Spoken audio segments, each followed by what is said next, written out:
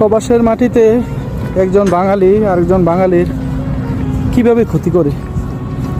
আমি গতকালকে রাতে জেদ্দা যাওয়ার কথা ছিল, তো আমি একটা জায়গায় কাজ করতাম, যেখানে আমি জেদ্দা যাওয়ার কথা ছিল, তো সেখানে তার ছোটো ভাই থাকে। তো দালালে নাকি ওর বাইরে কাজ দেয় নাই, সেজন্য সে বলতেছে তার ভাইকে, তোর কি দালালে কাজ দিছে, তুই দালালের লোকের কাজ দিস কেন। তো সে কথা বলে তার ভাইকে মন্দসারি কথা বলে, পরে আমি টিকিট কেটে গাড়িতে প্রায় অনেকক্ষণ বসেছিলাম। তারপর সে তার ভাইকে নানান কথা বলার কারণে তার ভাই না করে দেয় যে ওখানে লোক লাগবে না।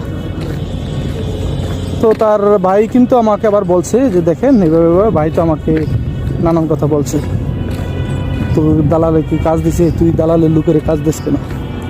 তো মানুষের মন মানসিকতা কতটা খারাপ। প্রবাসের মাটিতে একজন পারলে আরেকজন উপকার করবো, এখানেও আয়সা কিভাবে ক্ষতি করে মানুষের। আমি কি তার ভাইয়ের রিজিক কেড়ে নিতাম? তার ভাইয়ের ভাগ্যে যতটুকু আছে ততটুকুই তো সে ভোগ করবে। কি লাভ রে ভাই এগুলো করে।